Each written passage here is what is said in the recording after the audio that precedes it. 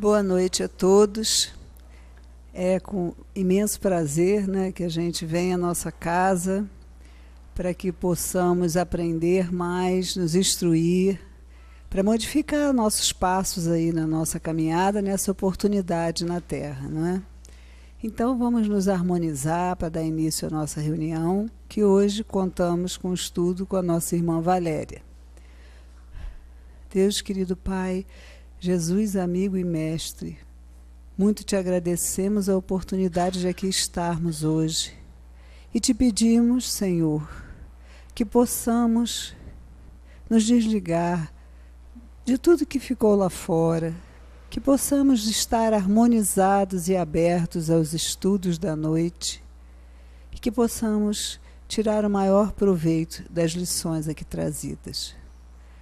Graças a Deus e que assim seja. Então, com a palavra aí, nossa irmã Valéria. Boa noite a todos. Com muita, como disse a Cris, com muita alegria, com muita felicidade que a gente tem mais uma oportunidade de estar na Casa Espírita. Então, o tema, eu até fiz uma brincadeira, decisão, eis a questão. Ser ou não ser, não é mais, porque nós já sabemos quem nós somos, somos espíritos aí em evolução, então isso já está resolvido para nós, mas decidir, a gente está aí o tempo todo. E decidir faz parte da dinâmica da vida. Nesses últimos 4 dias, a gente está tendo que decidir, porque amanhece nublado, chega de tarde dá sol. Hoje deu sol, já choveu em algum lugar, e agora já deu um pouquinho de vento, já esfriou um pouquinho, então a gente está tendo que decidir até a roupa que coloca. Então a gente já está começando a ter que decidir sobre essas coisas. E a decisão, ela acontece sempre, tanto nas pequenas coisas, nas pequenas decisões do dia a dia, como nas grandes coisas, nas grandes situações da nossa vida. Então nós vamos falar um pouquinho sobre isso, sobre liberdade de pensamento, livre-arbítrio, fatalidade, vamos falar um pouquinho sobre isso aí. E aí, para a gente começar, as definições no dicionário para esse verbo decidir. Primeira, determinar e resolver. Segunda, solucionar. Terceira, dar preferência e optar. E a quarta, julgar e sentenciar. E hoje, é claro que a gente está aqui, a gente hoje está aqui nesse momento presente, é uma importante decisão que a gente toma na nossa vida. Porque o mundo está aí, oferece tantos atrativos, tantas coisas que nos afastam do autoconhecimento, do querer entender as coisas. É tão bom, às vezes a gente trabalha a semana toda e está lá, quer ficar em casa, mas hoje a gente está fazendo uma decisão importantíssima na nossa existência. Seja vindo aqui, seja indo em outra religião, não importa. Quando a gente está buscando alguma coisa, quando o ser humano quer essas respostas, quer entender as coisas, é muito importante. Porque essa é uma decisão fundamental. A gente querer compreender as coisas, compreender o que se passa conosco. Então, a gente, com certeza, já tem que estar feliz por essa decisão de estar aqui hoje. Querendo entender, uns vindo pela primeira vez, outros vindo já há mais tempo, mas nessa busca aí do conhecimento das coisas, de uma forma geral, e principalmente, que é o mais importante, do autoconhecimento. Porque a gente sempre fala sobre isso. E o maior recurso que a doutrina espírita nos traz é isso. Porque a função, o objetivo, a missão dos espíritos, quando vieram trazer essas informações, e Kardec organizou, codificou, foi para isso. Esse é o grande objetivo. Nos ajudar, nos oferecer recursos. E a gente tendo esse conhecimento, adquirindo, através do estudo, através desse estudo perseverante, porque não basta a gente achar que conhece isso aqui. Não, a gente precisa... Luiz, acende para mim. Pode apagar essa. E a gente tem esse conhecimento, mas o que a gente vai fazer com esse conhecimento? E a gente sabe que é necessário um estudo constante. É importante a gente estudar até que a gente tenha o conhecimento e comece a interiorizar esses conceitos, esse entendimento do que nós estamos fazendo aqui, da onde nós viemos, para onde nós vamos depois da nossa breve passagem aqui na Terra. Então é muito importante a gente decidir por isso. E o que faremos com esses recursos, isso vai depender de cada um de nós. Porque a gente sabe que tomar decisões não é fácil. Nós ficamos muitas vezes nos sentindo numa encruzilhada, né? Para onde nós vamos? Será que eu faço isso? E aí, às vezes a gente toma uma decisão e se arrepende, fica, e se eu tivesse escolhido aquilo? E aí não dá mais tempo. Então a gente está sempre nessa dinâmica da vida. E não tem como fugir disso, porque isso é a vida acontecendo, é a existência, são as experiências, é o conhecimento que a gente vai adquirindo. Então é bom a gente entender um pouquinho disso aí, né? E aí a gente começa lá no Livro dos Espíritos, na seguinte questão. Nós vamos tratar aqui hoje, estudar o capítulo 10º, que fala da lei de liberdade. Só que, né, é muito extenso, eu só destaquei algumas questões para a gente poder refletir um pouquinho e entender essas nossas decisões ao longo da nossa existência como espíritos, né? Ela está sempre presente, esse decidir. Aí começamos aqui na questão 833. Kardec pergunta o seguinte aos espíritos: há no homem qualquer coisa que escape a todo o constrangimento e pela qual ele goze de uma liberdade absoluta? E eles respondem: é pelo pensamento que o homem goza de uma liberdade sem limites, porque o pensamento não conhece entraves. Pode impedir-se a sua manifestação, mas não aniquilá-lo. Então, já começa aí um valioso recurso que nós temos, o pensamento. Os espíritos mesmo nos falam, se vocês soubessem, se vocês encarnados pudessem ter uma vaga ideia da força do pensamento e da vontade de vocês, vocês fariam coisas que pareceriam milagres, né? O pensamento e a vontade. Então, a gente é livre para pensar o que quiser. Só que aí já começa a nossa responsabilidade. Porque começa nos pensamentos. E cada um de nós tem pensamentos que, às vezes, a gente não diz para o outro, mas eles estão ali. E muitas vezes os espíritos desencarnados que convivem conosco leem os nossos pensamentos. Para a gente ter uma ideia, é como se fosse um gibi, né? A gente tem lá os balõezinhos dos diálogos entre os personagens, é a mesma coisa. Nós pensamos, pensamento é energia, a gente plasma, a gente cria uma imagem fluídica, passível de ser lida e vista pelos nossos irmãos desencarnados. Olha aí a nossa responsabilidade. Já começa no pensar. Nós somos livres para pensar o que quisermos. Mas as consequências dos nossos pensamentos, elas virão. Se são bons pensamentos, nós vamos ter bons espíritos a nos auxiliar. Se forem maus pensamentos, também vão ter espíritos para nos auxiliar naquela intenção má. Então, olha a responsabilidade. Livre a gente é. Mas aí já começa a gente ter que observar. O homem é responsável pelo seu pensamento? É responsável perante Deus. Só Deus, podendo conhecê-lo, condená-lo ou absolvê-lo, segundo a sua justiça. Então, nós somos responsáveis, sim. E o único, né, que pode julgar esses pensamentos é Deus. Por quê? Porque sempre é levado em conta, sempre é avaliado a nossa intenção. Olha como isso é importante. Qual a intenção que nós temos aquilo ali? É claro que, como nós somos seres imperfeitos ainda, no iniciozinho da nossa evolução, da nossa caminhada, nós vamos, às vezes, ter boas intenções e os resultados não vão ser, né, não vai ser o esperado, mas pelo menos nós estamos tentando, nós estamos buscando uma boa intenção naquele pensamento e naquela atitude. Pode ser que não dê muito certo, mas o que é avaliado é a intenção. Então isso aumenta muito a nossa responsabilidade. Por quê? A gente vai ser julgado de acordo com as nossas intenções. E à medida que nós vamos evoluindo, que nós vamos crescendo nesse conhecimento das coisas, vamos ficando moralmente e intelectualmente mais desenvolvidos, nós automaticamente vamos nos tornando mais responsáveis. Porque a intenção naquele ato já é com conhecimento de causa. Então, se duas pessoas fazem um ato, fazem uma determinada atitude, o que vai ser levado em conta?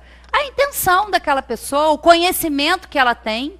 Então, se temos pouco conhecimento e agimos mal, vamos ser julgados de uma determinada forma. Pela nossa própria consciência, não é por ninguém. E se a gente já conhece mais um pouquinho e comete aquilo ali, opa, eu estou fazendo isso aqui, mas eu sei que isso pode não ter um bom resultado. Aí a gente também já vai ser avaliado de uma outra forma. Então, a nossa responsabilidade, ela é muito grande. Ser espírita é ser responsável. Não é pela vida do outro, não, porque pela vida do outro é fácil, né? A gente julga, a gente sabe o que é melhor para o outro. Agora, ser responsável com a nossa própria vida, com a nossa própria existência, com pensamentos, com sentimentos. E aí a gente vai ficando mais, né? Vai conhecendo mais e também se tornando mais responsável. Aí agora a gente entra em algumas questões que nós vamos falar do livre-arbítrio. A questão 843. O homem tem livre-arbítrio nos seus atos? Pois que tem a liberdade de pensar, tem a de agir. Sem o livre-arbítrio, o homem seria uma máquina. Então, é claro, se a gente tem a liberdade de pensar, a gente também tem a liberdade de agir, de colocar o que a gente está pensando, né, em prática, em ação. O homem goza do livre-arbítrio desde o nascimento? Ele tem a liberdade de agir desde que tenha a vontade de o fazer. Nas primeiras fases da vida, a liberdade é quase nula. Ela se desenvolve e muda de objeto com as faculdades. Estando os pensamentos da criança em relação com as necessidades da sua idade, ela aplica o seu livre-arbítrio às coisas que lhe são necessárias. Então, é claro, a gente tem esse livre-arbítrio, mas é claro, quando a gente é criança, né, quando está lá o bebezinho chorando, ele não está pensando, está na hora de eu mamar e minha mãe não está vindo me dar comida. Não. O instinto, né, da alimentação faz com que ele busque a mãe, que ele chore na hora que está sentindo uma dor, na hora que está com fome. Então, à medida que a criança vai crescendo, ela vai se desenvolvendo. E aí ela vai escolhendo, porque a gente tem a liberdade de agir desde que tenha vontade de o fazer. Então, a criança vai crescendo, né? No começo a gente tem que vestir, no começo a gente tem que dar tudo àquela criança, porque ela não tem a capacidade de escolher. Se bem que hoje em dia as crianças já pequenininhas já sabem o que querem vestir, elas é que determinam as coisas. Então, assim, esses espíritos já estão com essa vontade já um pouco mais adiantada, porque desde pequenininha eu gosto dessa roupa, eu não gosto, mas à medida que a criança vai se desenvolvendo e as suas necessidades vão acontecendo, ela vai tendo gosto. Não, eu não gosto disso, eu gosto de assistir isso, eu gosto daquilo, e as aptidões vão, né, aparecendo. As predisposições instintivas que o homem traz ao nascer não são um obstáculo ao exercício de seu livre-arbítrio? As predisposições instintivas são as do espírito antes da sua encarnação. Conforme for ele mais ou menos adiantados, elas podem impedi-los a atos repreensíveis, no que ele será secundado por espíritos que simpatizem com essas disposições. Mas não há arrastamento irresistível quando se tem a vontade de resistir. Lembrai-vos de que querer é poder. Olha que interessante essa resposta, né? Porque ele pergunta aqui, mas a gente não tem esses instintos? Claro, nós ainda estamos muito mais próximos dos instintos de quando nós fomos criados do que nosso destino, que é a perfeição. Mas isso não pode impedir? Não, não impede. Porque essas predisposições são a do espírito antes da sua encarnação. Nós já temos essas tendências, Temos esses instintos aflorados, né? Antes de reencarnar. E aqui é muito interessante, porque ele diz, não há arrastamento irresistível.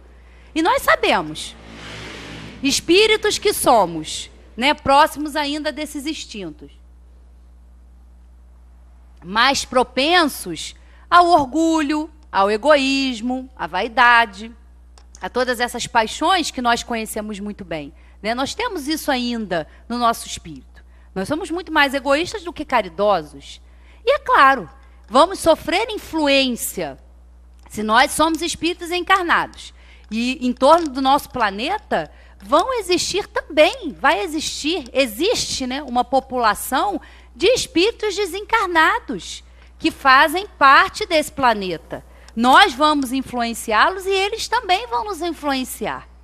Então, de acordo com o trabalho, com o esforço que cada um de nós faz para vencer essas más tendências, para ser mais caridoso, para entender tudo isso, nós vamos sofrer influências, né? É a lei do semelhante. É uma lei física, né? O semelhante atrai o semelhante. Então, pensamentos positivos, como disse ali a Cora Coralina, pensamentos positivos atraem espíritos de vibrações positivas. E pensamentos ruins, palavras que nos botam para baixo, também vão nos atrair essas coisas. É a lei da atração. Então, olha como é importante. E não tem arrastamento irresistível quando temos a vontade firme de resistir. Vamos sofrer essas influências. Isso é do mundo, isso é da lei, da grande lei de sintonia. E claro que nesse momento em que passamos, né, que o planeta Terra passa, porque não é só o nosso país, é o planeta. Nós estamos aí nessa verdadeira, estamos presentes nesse momento, encarnados, vivenciando esse momento da humanidade, de agitação, mas do progresso se realizando. É a lei do progresso, é a revolução moral, que a gente está lá vendo na Gênesis, os sinais dos tempos, a geração nova, é isso mesmo. É tudo vindo à tona, é tudo sendo mudado e transformado. E é claro que nesses momentos nós temos que estar mais atentos, né, mais vigilantes. E a recomendação de Jesus do orai e vigiai, ela é fundamental nesse momento. Porque para a gente estar aí nesse turbilhão e absorver essa negatividade, esse pessimismo, todo esse ódio, é muito fácil. Porque isso tudo está muito mais de acordo com a nossa natureza do que a natureza de espíritos que já estão mais evoluídos. Então é muito fácil a gente se sintonizar, a gente entrar nessa vibração. Difícil é se manter fora dela. E como é que a gente faz isso? Elevando os nossos pensamentos, estando sempre em preces para nos sentirmos fortalecidos, encorajados, esperançosos de dias melhores, porque se nós somos reencarnacionistas, nós temos que entender isso tudo num contexto mais amplo. Nós temos que mudar o nosso ponto de vista, né? Deixar de ver o aqui e agora. Não, isso faz parte de um contexto. É um momento em que nós estamos passando importantíssimo, como já passamos outros e como ainda vamos passar. Mas como nós vamos passar por isso, como nós vamos participar disso, a escolha é sempre nossa. A gente pode ser influenciado para o bem e para o mal, mas a escolha final é nossa. Somos nós que deliberamos, somos nós que escolhemos entre rir ou chorar, entre ser otimistas e pessimistas. A gente tem que escolher e decidir o que a gente assiste, se aquilo está fazendo bem para a gente ou não. Filmes, novelas, não importa. Séries, não importa. Aquilo está fazendo bem para mim? Isso traz algum benefício para mim em conhecimento, em moralidade? Se não, não assiste. Simples assim. Mas isso, simples assim, é uma forma de dizer, porque não é tão simples, não. Mas é um exercício que a gente tem que decidir por ele. Porque isso aí nos ajuda, isso nos dá fortalecimento, isso nos ajuda no nosso crescimento. Porque coisa para atrapalhar é o que mais tem. Né? Já basta a gente mesmo que se atrapalha fácil. Que a gente vem para cá, E aí a gente, né, se distrai com as coisas do mundo, que é tão bom, né? A gente se distrai, tem tanta coisa boa para a gente se distrair.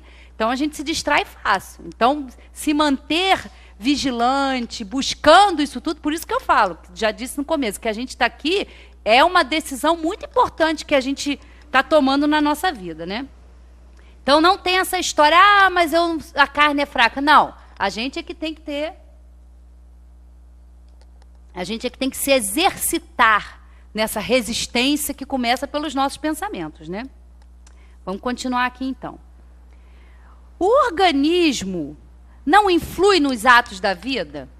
E se influi, não o faz com prejuízo do livre-arbítrio? Ou seja, o organismo, né, a matéria, o nosso corpo aqui, que ele pergunta.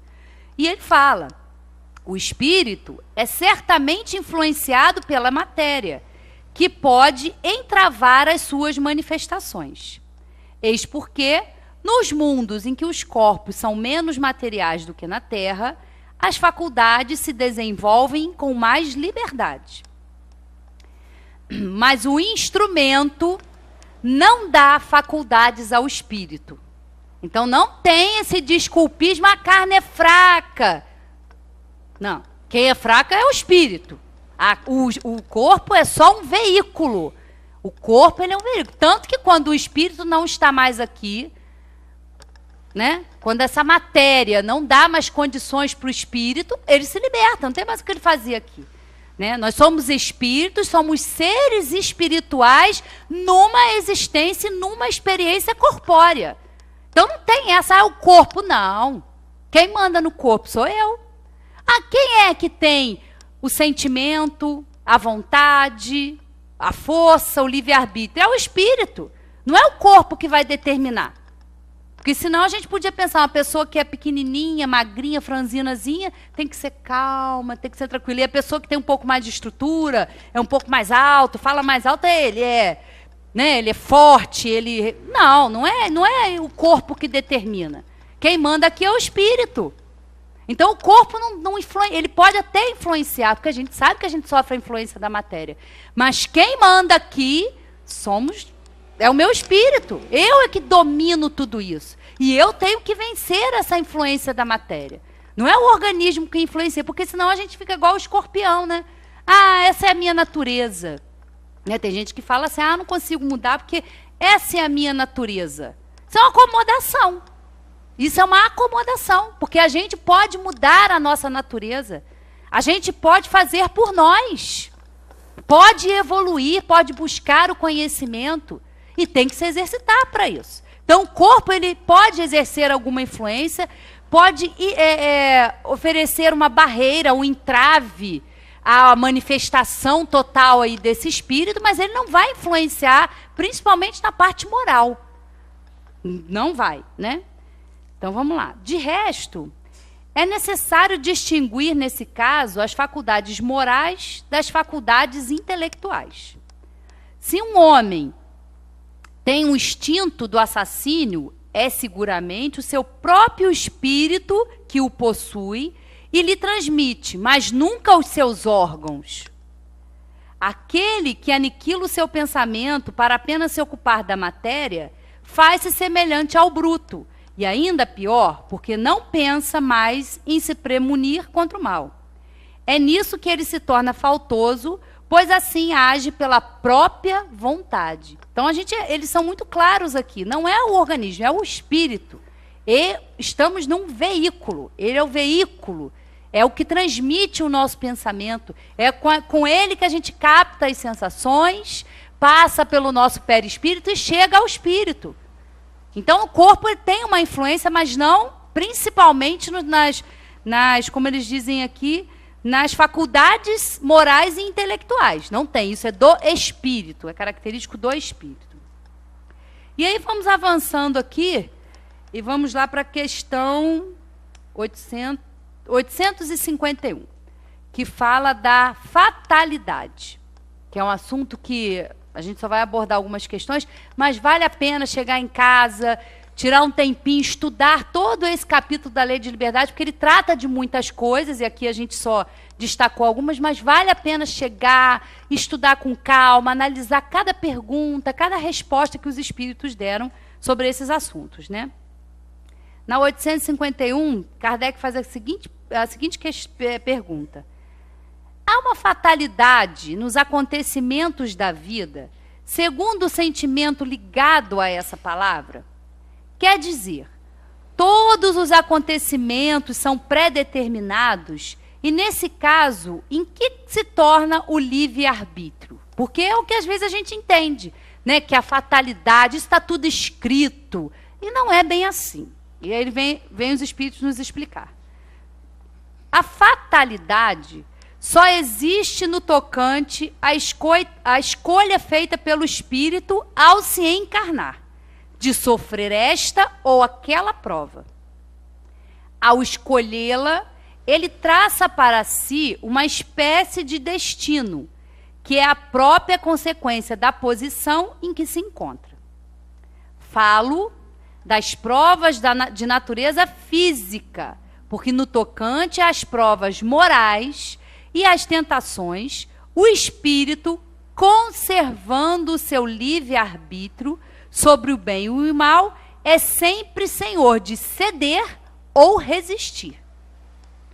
Um bom espírito, ao vê-lo fraquejar, pode correr em seu auxílio, mas não pode influir sobre ele a ponto de subjugar-lhe a vontade.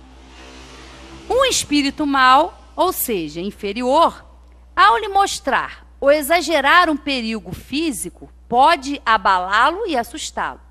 Mas a vontade do espírito encarnado não fica por isso menos livre de qualquer entrave.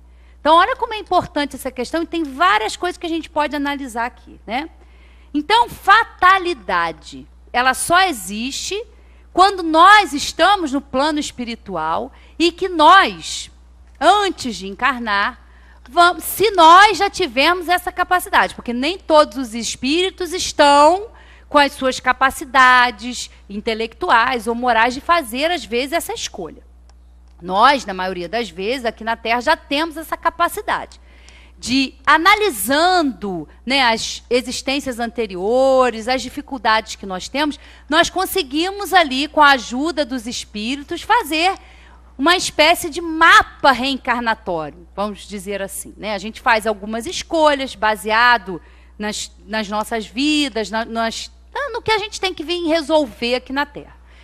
Mas isso no tocante às coisas físicas, porque a gente pode chegar aqui e às vezes não conseguir executar tudo que estava dentro daquele mapa.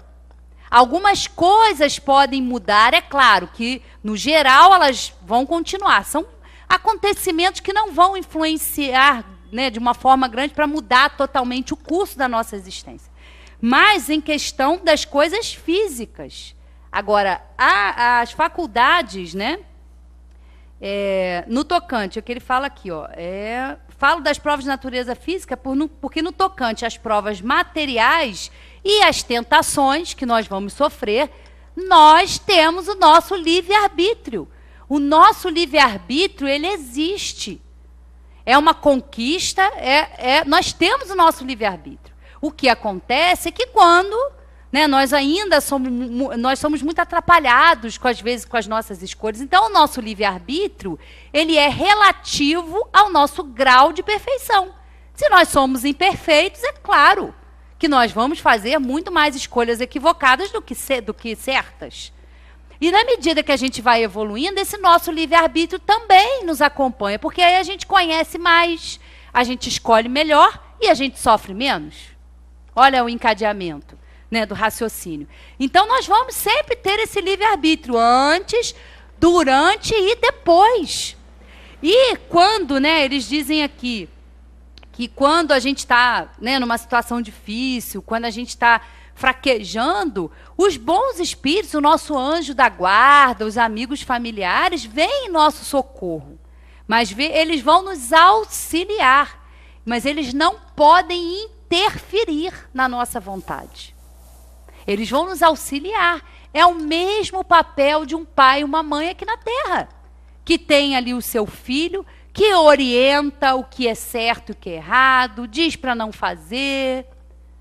Mas, às vezes, aquele espírito acaba fazendo uma escolha equivocada. E quem vai sofrer as consequências? Ele. E talvez, nessa consequência ruim, é a que vai estar o maior aprendizado para ele. Eu gosto de dar o exemplo da tomada, né? Quando a gente é pequenininho, não enfia o dedinho na tomada. A gente recomenda, às vezes bota até aquele protetor, mas não tem jeito. Tem hora que vai lá, leva um choque, nunca mais bota o dedinho na tomada.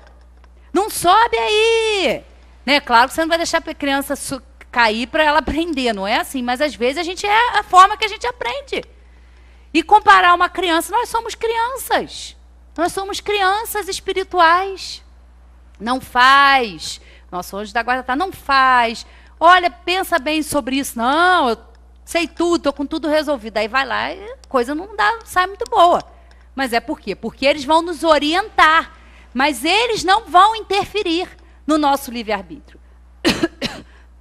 Nem Deus interfere no nosso livre-arbítrio. Nós somos livres para pensar, para agir.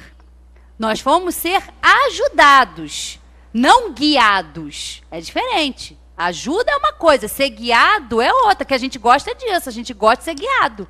A gente gosta de ter alguém, faz isso, faz aquilo. A gente gosta. Mas aí a gente foge da nossa responsabilidade.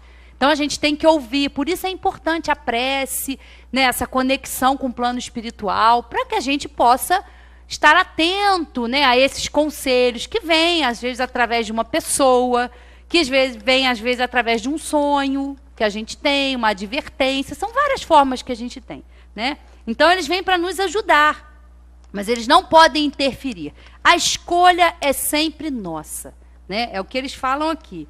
O espírito, conservando o seu livre-arbítrio sobre o bem e o mal, é sempre senhor de ceder ou resistir.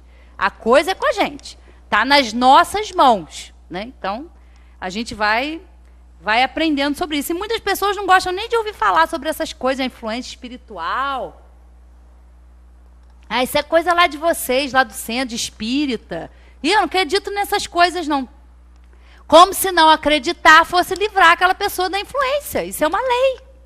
É uma lei do mundo, é uma lei espiritual. Há encarnados e desencarnados. Então, a gente tendo conhecimento, a gente já sabe.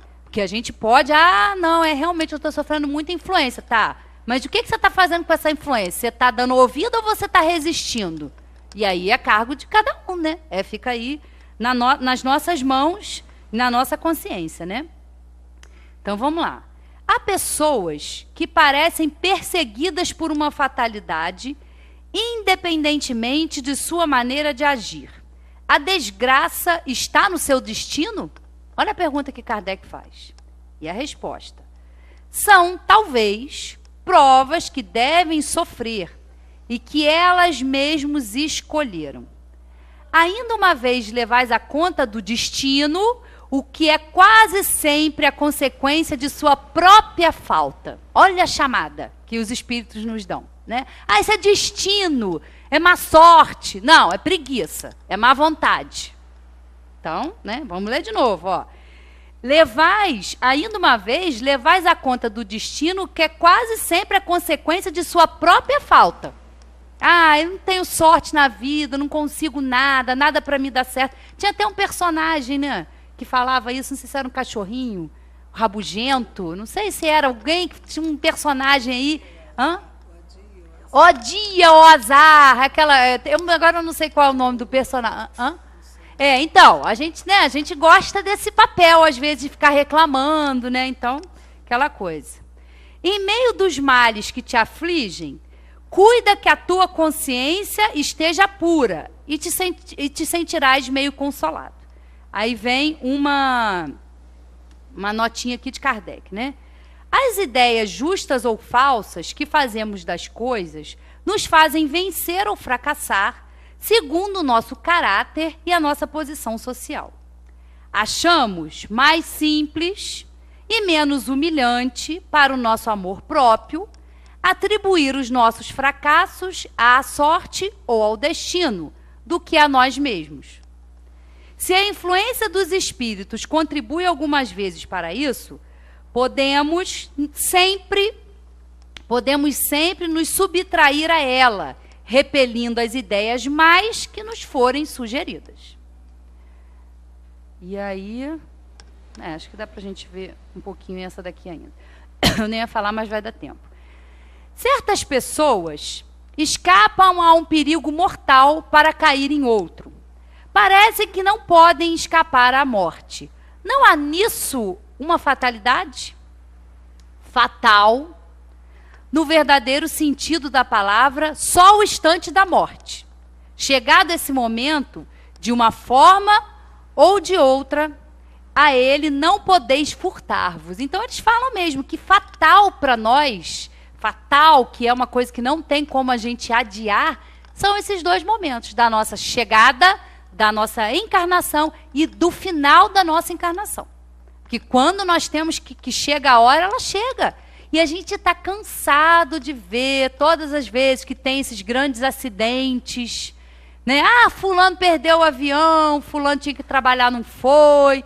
Sempre tem, né? Principalmente nessas mortes aí coletivas, sempre tem alguém que aconteceu alguma coisa que ele não estava ali, porque não era a hora dele.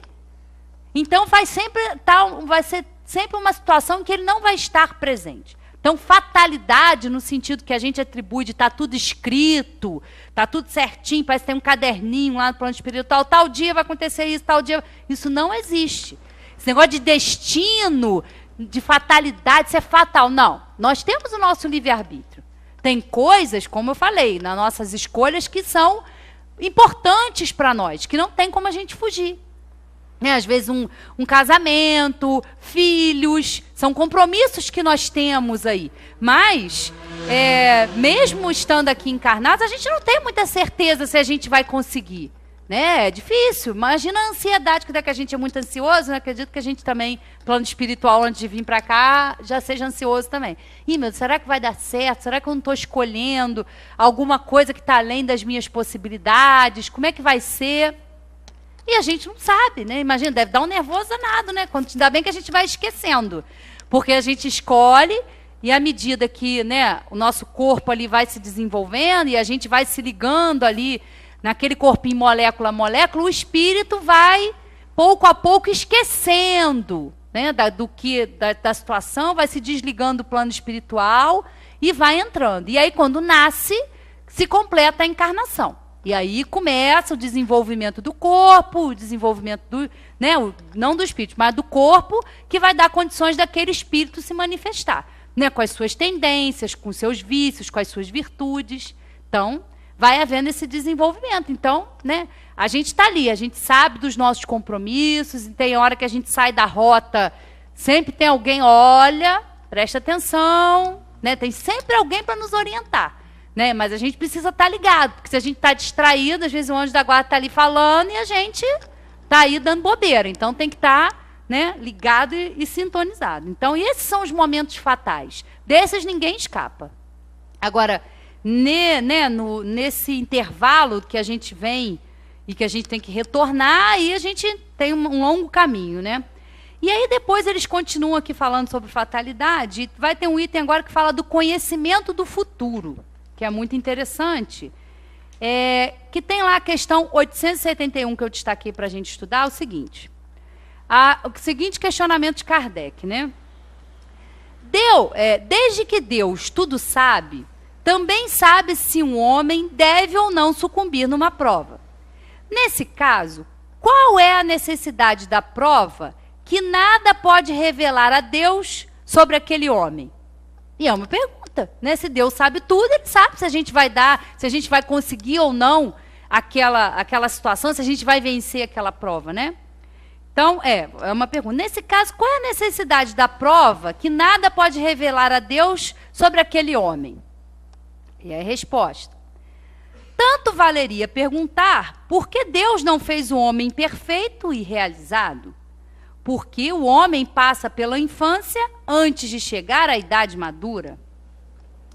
A prova não tem por fim esclarecer a Deus sobre o mérito do homem, porque Deus sabe perfeitamente o que ele vale, mas deixar ao homem toda a responsabilidade da sua ação, uma vez que ele tem a liberdade de fazer ou não fazer.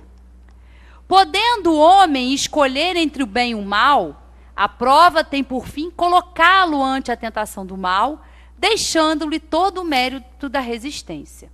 Ora, não obstante, Deus saiba muito bem, com antecedência, se ele vencerá ou fracassará, não pode puni-lo nem recompensá-lo na sua justiça por um ato que ele não tenha praticado.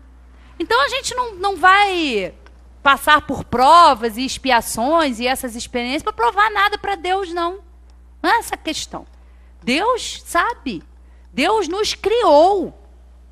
Nos criou simples e ignorantes, com as possibilidades todas dentro de nós, para nós vencermos, para nós evoluirmos, para nós estarmos ligados a essas tentações e ter o mérito das nossas ações. Ele sabe quem nós somos. Sabe porque ele nos criou. E ele sabe que tudo isso que a gente passa, todas as experiências que nós temos como espírito nas nossas encarnações, são para o nosso bem, são para o nosso crescimento. Porque ele vê lá na frente. Ele sabe, ele teve a boa intenção, porque ele nos criou e deixou que por nós mesmos, pelo nosso mérito, pelas nossas ações, nós conquistássemos essa perfeição. Ele vê lá na frente. Ele sabe aonde nós vamos chegar. Ele sabe que nós vamos ser perfeitos. Vamos atingir essa perfeição, né? Que está tudo que ele criou está envolvido nisso. Quando o nosso irmão José Manuel falava do átomo ao arcanjo, era disso. Tudo que Deus criou tem lá o selo da perfeição, tem o selo que foi feito para dar certo. E nós também. Então Deus não tem que ficar lá, pô, eu criei esse daqui, será que ele está fazendo certo? Será? Não é para provar nada a ele. Ele criou, ele nos criou, ele sabe onde nós vamos chegar. Mas ele quis, por que então ele não nos criou perfeitos? Ah, para que isso tudo? Coisa cansativa, né? A gente tem que passar por isso tudo, mas isso aí, quando a gente puder, a gente pergunta para ele diretamente, né? Porque foi assim, é assim que acontece. É assim que nós vamos entendendo as coisas. Então, vamos trabalhar. Então, ele quer que a gente realmente experimente, que a gente passe pelas coisas, para a gente crescer, para a gente se fortalecer e se tornar mais maduro espiritualmente e caminhar, né, em direção a essa perfeição aí. E aí tem um comentário de Kardec que fala o seguinte, ó. É assim entre os homens. Por mais capaz que seja um aspirante, por mais certeza que se tenha de seu triunfo, não lhe concede nenhum grau sem um exame, o que quer dizer sem a prova. É a mesma coisa, hoje a gente não teve o Enem aí, a garotada não teve toda, que estuda pra caramba, não teve que se submeter ao Enem. Não adianta falar, ó, eu sou bom, eu sei tudo, posso entrar na universidade? Não é assim, ele precisa provar. Ele precisa fazer um exame, que ele tem que se sair bem, para ele estar apto a cursar um outro nível de conhecimento. E com a gente é a mesma coisa. O nosso Enem é diário, né? Eu diria que acho que ainda é mais difícil, porque é o Enem de todo dia, né? É o desafio de todo dia. Da mesma maneira, o juiz não condena o acusado, senão pela prova de um ato consumado, e não pela previsão de que ele pode ou deve praticar esse ato. Né? Quando um juiz vai julgar um caso, ele tem que ter ali os fatos, ele tem que ter os argumentos para ele poder tomar uma decisão. Né? Ah, a pessoa pode vir a cometer um crime, então eu vou prender de uma vez para não dar problema, para não fazer besteira. Aí já prende a pessoa de uma vez, sem ter feito nada. Não é assim, né? Quanto mais se reflete sobre as considerações que teria para o homem o conhecimento do futuro, mais se vê como a providência foi sábia ao ocultá-la. A certeza de um acontecimento feliz o atiraria na inação, o de um acontecimento desgraçado no desânimo, e num caso como no outro, suas forças seriam paralisadas. Eis porque o futuro não é mostrado ao homem senão como um alvo que ele deve atingir pelos seus esforços, mas sem conhecer as vicissitudes porque deve passar para atingi-lo. O conhecimento de todos os incidentes da rota lhe tiraria a iniciativa e o uso do livre-arbítrio. Ele se deixaria arrastar pelo declive fatal dos acontecimentos sem exercitar as suas faculdades. Quando o sucesso de uma coisa está assegurado, ninguém mais se preocupa com ela. E é verdade. Quem aqui, se soubesse que amanhã ia ganhar uma herança bem rechonchuda, né, um dinheiro bom, quem ia pegar e levantar cedo da manhã para ir trabalhar? Eu não quero saber mais disso. Para quê? Tô com a vida garantida. Tem uma poupança, vai ficar cheia, vai vir uma herança aí para mim. Quero mais saber de trabalho. Quero mais saber disso, de ter que passar por tudo, de ter que conviver, de ter que me esforçar, de ter que acordar cedo. Eu não quero saber disso. Então, a gente está aqui caminhando sem saber.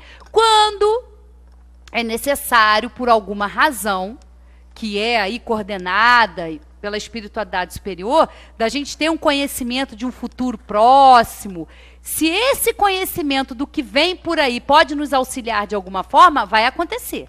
Né? Que igual que está aqui na questão, voltando um pouquinho, ó, o futuro pode ser revelado ao homem? A pergunta. Em princípio, o futuro lhe é oculto. Só em casos raros e excepcionais, Deus lhes permite a sua revelação. Se tiver um fim útil, para nós aquilo vai ser revelado. Mas fora isso, não. Porque aí a gente ia se acomodar. Ou se a gente soubesse, né, que a gente vai passar por uma grande tristeza, um grande aborrecimento, a gente já começa, antes de passar pelo problema, já está sofrendo. Que a gente faz isso também, né? Antes, o negócio é mês que vem, semana que vem, e a gente já está, ai meu Deus, tem que passar por aquilo. Nem aconteceu a situação e a gente já está sofrendo com antecedência. A gente já faz isso. Imagina se a gente ficar sabendo muito das coisas lá para frente. Então, vamos pensar no agora. Esse momento agora é o mais importante da nossa existência. Estamos aqui buscando esclarecimentos, então o presente é que importa. Se nós estamos passando por dores, por aflições, fomos nós que causamos. Ou agora, ou em vidas anteriores. Mas estamos tendo a belíssima e divina oportunidade de nos redimir, de tentar consertar algumas coisas, de nos modificar. E exatamente onde nós estamos. Com a família certa, com as pessoas certas que chegam na nossa vida. Então, elas são instrumentos. Nós somos instrumentos na vida delas e elas também são na nossa. Para que a gente pratique a caridade, para que a gente tenha a indulgência. Daqui a pouco a gente... Quer dizer, daqui a pouco não, que a gente já começou a ouvir a música da Líder, né? É Natal na Líder Magazine. Então, agora não tem mais jeito, né? Tem até a musiquinha, então... Né? Agora a gente começa a falar muito disso, mas isso a gente tem que falar sempre. Né? Ser caridoso, ser indulgente, não é agora, porque agora a gente começa, parece que ser envolvido, e o coração fica mais mole um pouquinho, né? A gente fica mais sentimental, mas isso tem que ser uma constante na nossa vida. Porque esse esforço de exercitar o amor ao próximo, a caridade, a indulgência, ela tem que ser todos os dias da nossa vida. E a gente se esforçar para ser assim com as pessoas, porque a gente também precisa, né, de perdão, de indulgência. A gente também não é perfeito. Então, a gente precisa, né, se apropriar desse entendimento e colocar em prática na nossa vida, né? Bom, eu vou ler aqui depois, que é muito interessante também, só tirei alguns trechinhos, é a questão 872, que ela é bem extensa, e fala, o título é Resumo Teórico do Móvel das Ações Humanas. E explica um pouquinho dessa questão do livre-arbítrio, da fatalidade. A questão do livre-arbítrio pode resumir-se assim. O homem não é fatalmente conduzido ao mal. Os atos que pratica não estavam escritos. Os crimes que comete não são resultado de um decreto do destino. Ele pode, como prova e expiação, escolher uma existência em que se sentirá arrastado para o crime, seja pelo meio em que estiver situado, seja pelas circunstâncias supervenientes. Mas será sempre livre de agir como quiser. Assim, o livre-arbítrio existe no estado de espírito com a escolha da existência das provas. E no estado corpóreo, com a faculdade de ceder ou resistir aos arrastamentos a que voluntariamente estamos submetidos. Cabe à educação combater as más tendências e ela o fará de maneira eficiente quando se basear no estudo aprofundado da natureza moral do homem. Pelo conhecimento das leis que regem essa natureza moral, chegar-se-á a modificá-la, como se modifica a inteligência pela instrução e o temperamento pela higiene. O espírito, desligado da matéria, no estado errante, faz a escolha de suas futuras existências corpóreas, segundo o grau de perfeição que tenha atingido. É nisso, como já dissemos, que consiste, sobretudo, o seu livre-arbítrio. Essa liberdade não é anulada pela encarnação. Então é muito interessante a gente entender, né? Então, assim, a gente tem o livre-arbítrio como espírito para escolher as provas e tem aqui encarnado para resistir, para ver se a gente vai dar conta ou não vai dar conta do que a gente escolheu, né? Essa liberdade não é anulada pela encarnação. Se ele cede à influência da matéria, é então que sucumbe nas provas por ele mesmo escolhidas. E é para ajudar a superá-las que podem invocar a assistência de Deus e dos bons espíritos, né? Como a gente já falou ali. A doutrina espírita é evidentemente mais moral. Ela admite para o homem o livre-arbítrio em toda a sua plenitude. E ao lhe dizer que se pratica o mal, cede a uma sugestão má que vem de fora, deixa-lhe toda a responsabilidade, pois lhe reconhece o poder de resistir, coisa evidentemente mais fácil do que se tivesse de lutar contra a sua própria natureza. Assim, segundo a doutrina espírita, não existem arrastamentos irresistíveis. O homem pode sempre fechar os ouvidos à voz oculta que o solicita para o mal no seu foro íntimo, como pode fechar a voz material de alguém que lhe fale. Ele o pode pela sua vontade, pedindo a Deus a força necessária e reclamando para esse fim a assistência de bons espíritos. É isso que Jesus ensina na sublime fórmula da oração dominical, quando nos manda dizer: não nos deixeis cair em tentação, mas livrai-nos do mal. Essa frase todo mundo já ouviu, mas nem todo mundo entende. E os espíritos vêm nos esclarecer. Então, quando a gente está lá rezando o Pai Nosso, não nos deixeis cair em tentação, mas livrai-nos do mal. Que mal é esse? O mal que vem de fora ou o mal que está em nós? É o mal que ainda está em nós. Porque o mal que ainda está em nós, o egoísmo, o orgulho, todas essas paixões, a inveja, isso está em nós. Então é para nos livrar desse mal. E à medida que nós nos aperfeiçoarmos e nos livrarmos dessa imperfeição, esses espíritos inferiores não vão ter mais acesso a nós. Não vão estar conectados com os nossos pensamentos, com as nossas ações. Então não é livrar do mal, não, meu Deus, você me livra aí do mal, eu não quero nada de mal. Eu não quero influência, eu não quero nada de mal.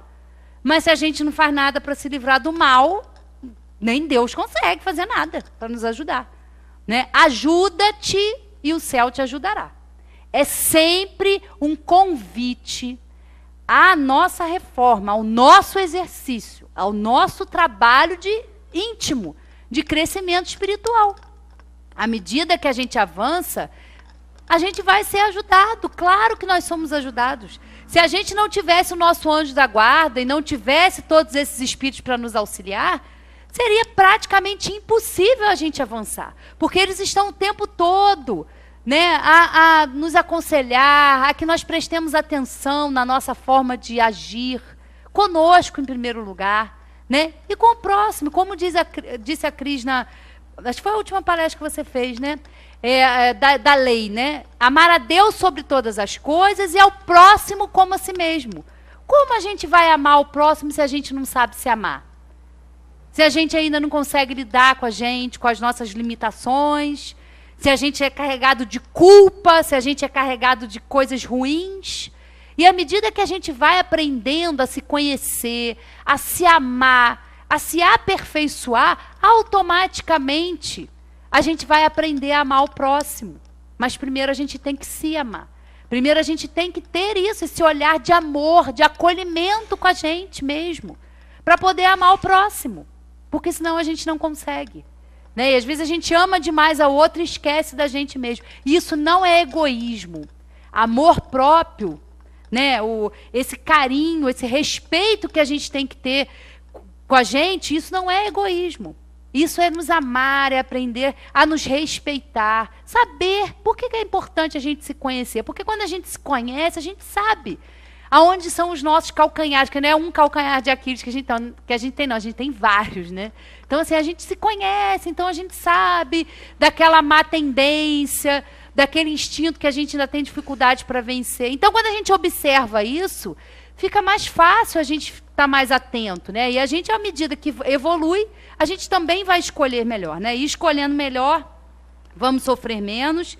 E a gente, quem sabe, volta ao planeta Terra, volta a esse planeta para auxiliar os nossos irmãos, para continuar aí na tarefa, porque tem muito, muito chão pela frente. Mas que a gente não desanime e que a gente continue firme aí nessa caminhada, porque a gente é muito, muito ajudado e somos filhos queridos de Deus. Né? Uma boa noite a todos, que a gente tenha uma boa semana e que a gente saiba aproveitar, né, as experiências que a gente vai ter aí nessa nossa caminhada. Boa noite a todos.